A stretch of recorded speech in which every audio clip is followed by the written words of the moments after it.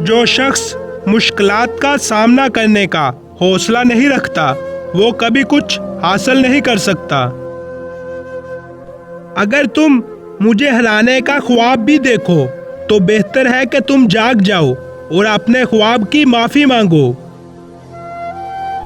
قومیں آپس میں جنگیں نقشوں میں تبدیلی لانے کے لیے لڑتی ہیں، لیکن غربت سے لڑی جانے والی جنگ زندگیوں میں تبدیلی لاتی ہیں۔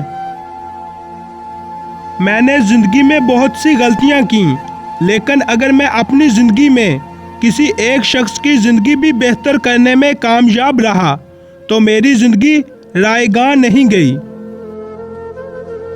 جو شخص خواب نہیں دیکھتا وہ کبھی بھی اونچا نہیں اڑ سکتا۔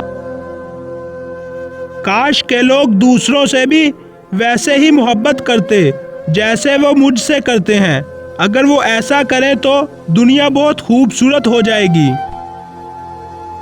زندگی بھر ناقابل شکست رہنے والا آج موت سے شکست کھا گیا۔ زندگی بہت چھوٹی ہے، ہم بہت جلدی بوڑھے ہو جاتے ہیں اور مر جاتے ہیں۔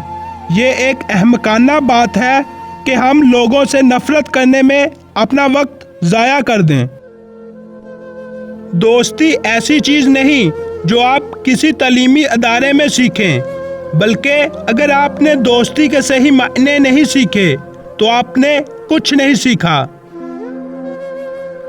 مجھے اپنی ٹریننگ کا ہر لمحہ برا لگتا تھا، لیکن میں نے سوچا کہ مجھے رکنا نہیں چاہیے۔ میں ابھی تکلیف اٹھاؤں گا تو ساری زندگی چیمپئن کہلاؤں گا۔ میں نے چٹان کو قتل کیا، پتھر کو زخمی کیا اور اینٹ کو اسپتال پہنچایا۔ میں بہت ضدی ہوں، میں دوائیوں کو بیمار کر دیتا ہوں۔ انکساری اختیار کرنا مشکل ہے، خاص طور پر اس وقت جب آپ مجھ جتنے عظیم ہوں۔ ہر دن کو زندگی کا آخری دن سمجھ کر گزارو، کیونکہ ایک نہ ایک دن تو یہ ہونا ہی ہے۔ اگر کوئی انسان 50 برس کی عمر میں بھی دنیا کو اسی طرح دیکھتا ہے جیسا کہ 20 سال کی عمر میں دیکھتا تھا تو گویا اس نے زندگی سے 30 سال ضائع کر دیے۔ جاننا چاہتے ہو کہ باکسنگ کیا ہے؟ بہت سارے گورے دیکھ رہے ہوں اور دو کالے لڑ رہے ہوں، یہی باکسنگ ہے۔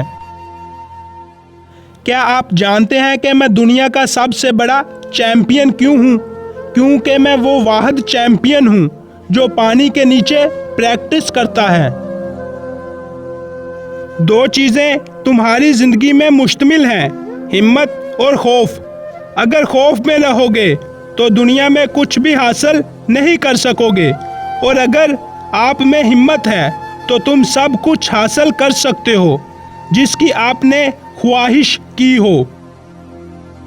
نئے دوست بناؤ، مگر پرانے دوستوں کو بھی ساتھ میں رکھو، کیونکہ نئے دوست چاندی کی مانند ہیں اور پرانے دوست سونے کی مانند۔ خطرے سے مت بھاگو، اس کا سامنا کرو، اس سے خطرہ آدھا ہو جائے گا۔ اگر سامنا نہیں کرتے تو خطرہ اور بڑھے گا۔ صبر کریں تو اذیت بھی اجر بن جاتی ہے۔ عقل جتنی چھوٹی ہوگی زبان اتنی لمبی ہوگی، کیونکہ برتن وہی شور کرتا ہے جو خالی ہو۔ جسمانی امراض پرہیز سے جاتے ہیں اور روحانی امراض پرہیزگاری سے جاتے ہیں۔